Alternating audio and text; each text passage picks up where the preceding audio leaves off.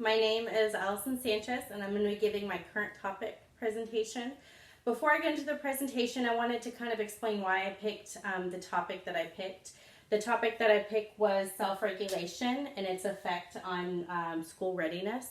And the reason why I picked this is because it's actually really near and dear to my heart. This is something that I was really interested in because I have a 3-year-old daughter, Abby, and I really do not believe she's going to be ready for pre-K.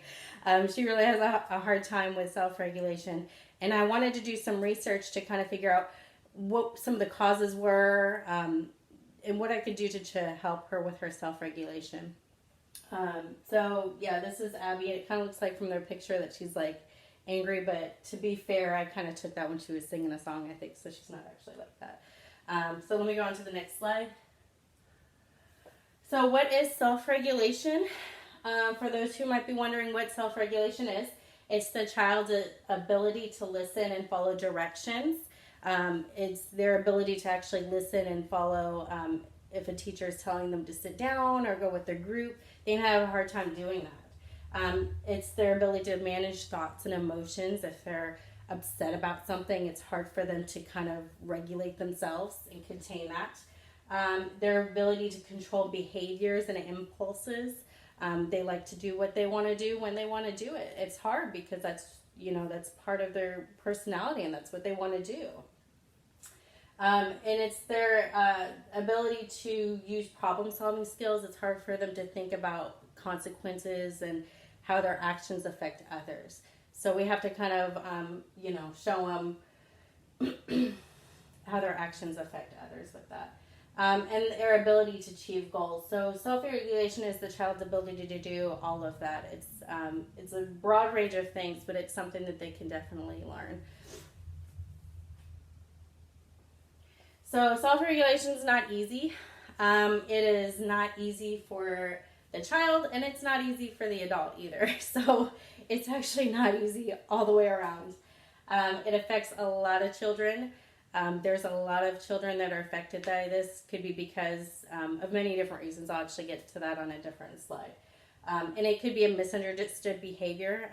There may be teachers that don't understand that this is a misunderstood behavior, that the child's not just bad and acting out. It could just be that they have a problem with their self-regulation, and it's as easy as that.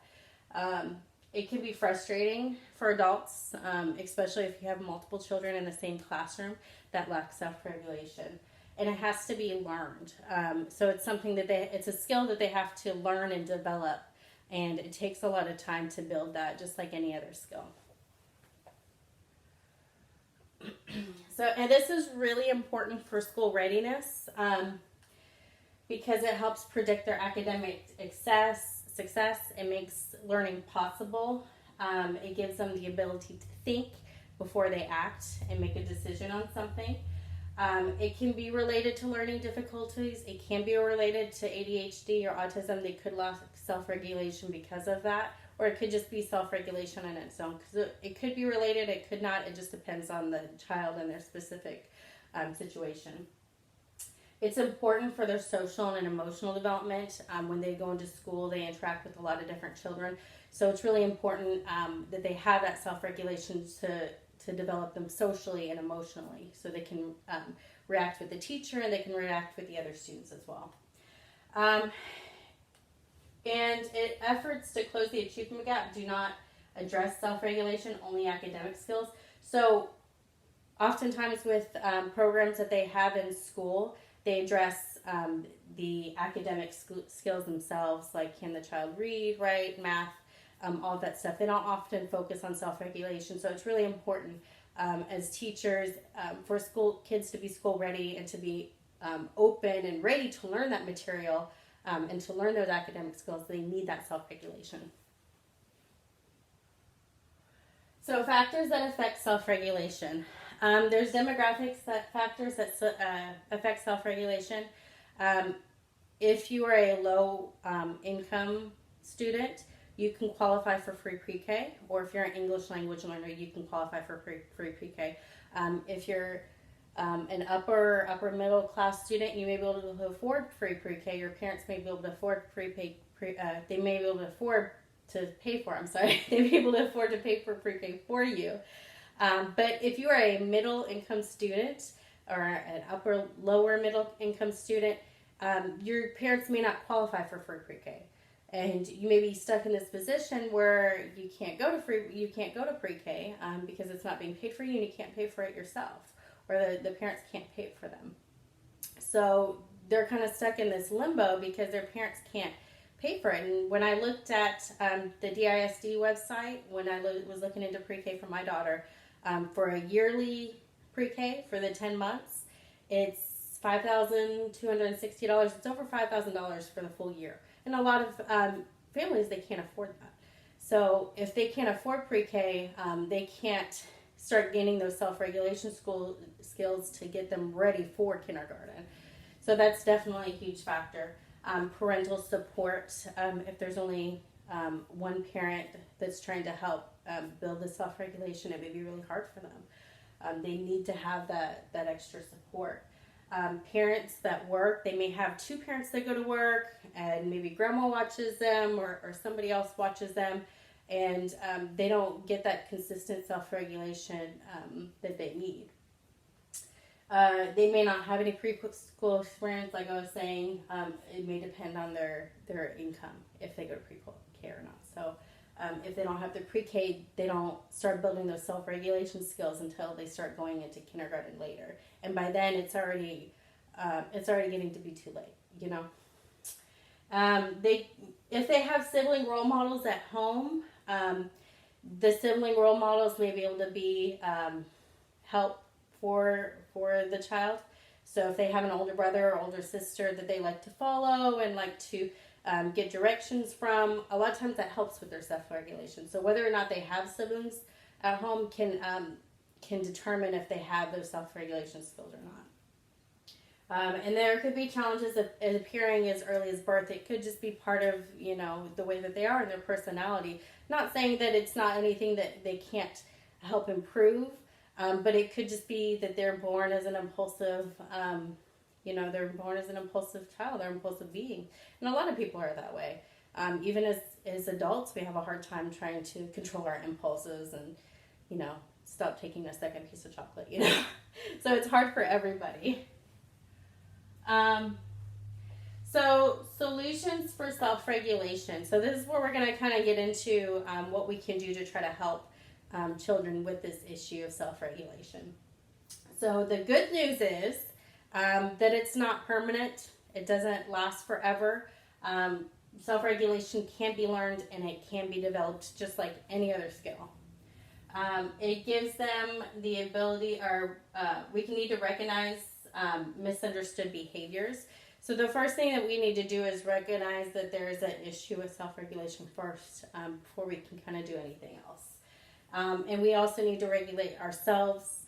As teachers and educators, we need to regulate ourselves and be an example and not show a lack of self-regulation ourselves. So in that way, we need to make sure that we're not yelling calm down, because obviously that doesn't work. Yelling at a child calm down does not actually help them calm down. And you can't fight frustration with frustration. And you're frustrated, the child's going to be frustrated as well. So we really have to take a deep breath and step back ourselves and to kind of assess the situation before we can kind of move forward with a solution. And we need to use proven methods, strategies, and resources. So one of the resources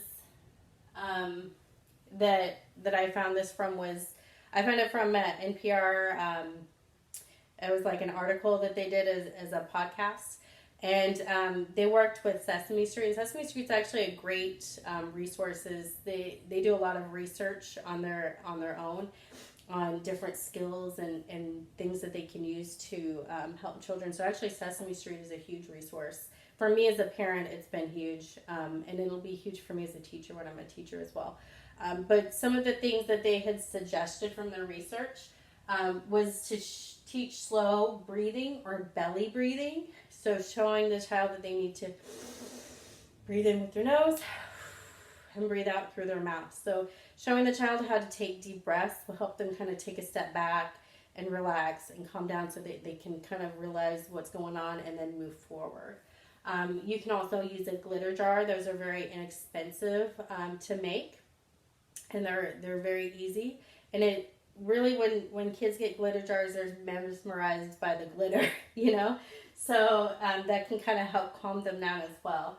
And giving them a quiet space. Having a quiet space in your classroom can be really helpful in many grades. It's not just kindergarten, but it could be, first, second, third grade. Sometimes kids just need that quiet space where they can kind of go and relax, and calm down for a minute. And then they can kind of refresh themselves so they can move forward. So having that quiet space is really important. Pretend the cookie is plastic. So this was something, it kind of relates to, if you're a teacher, you've probably already seen the marshmallow test. But the marshmallow test is when you give a child, they give children marshmallows and they tell them, wait 10 minutes. And if you wait 10 minutes, I'll give you another marshmallow. And so that was used to kind of test their self-regulation. So if they waited 10 minutes, they'd get 2 marshmallows. If they didn't wait, then they didn't get another marshmallow. So the pretending the cookie is plastic kind of has to do with that. So whatever it is, if it's a cookie that they're wanting to eat and they're having a hard time regulate themselves, it doesn't have to be a cookie. It could be, a toy. Pretend the toy is something else. So pretend the cookie is plastic means that Cookie Monster has to pretend that cookie is plastic so he can help regulate himself and not want to eat that cookie. And then identify and act like a superhero. And BMD means what would Batman do? So a child can identify their favorite superhero. Like it could be Spider-Man, Batman, Wonder Woman, it doesn't matter. They need to identify that superhero and think, okay, what would Batman do? Or what would Superwoman or Wonder Woman, what would they do in this situation? And then try to act like that superhero. And then the last one is to be smart about distractions. That's more for teachers. We can really be smart about, let's get them to do this activity instead of, I don't want them doing this, so I have to try to give them this instead. And you kind of have to use that to your advantage and use it, you don't want to have to do distractions every single time, but it is helpful sometimes. You could have the child be your special helper and help you get out the supplies for the activity that the class needs to do. That could be one distraction for them where you're kind of getting them away from what they want to do, but they're actually helping and getting involved with something else, and they actually like helping, And it could be remove or add, and it says remove or add as needed. So you could be removing distractions as needed, or you could be adding other distractions to kind of get them away from other things that they may be distracted on. So you just have to be smart with those distractions. And those are my resources. So that's all I kind of really had. But yeah, overall, self-regulation, it's something that a lot of kids suffer from. It's something that can be learned and it can be developed, so that's the good thing. As teachers, we need to take some of these resources, and there's other resources too. The article analysis I did a red light, purple light test, and that was one of the things that they used to help with self-regulation. So there's actually many resources out there. So I encourage, if any teachers are having issues with self-regulation, to go out and look for those resources because they are there. And that way we can help the students that have the lack of self-regulation in our class. And that's it.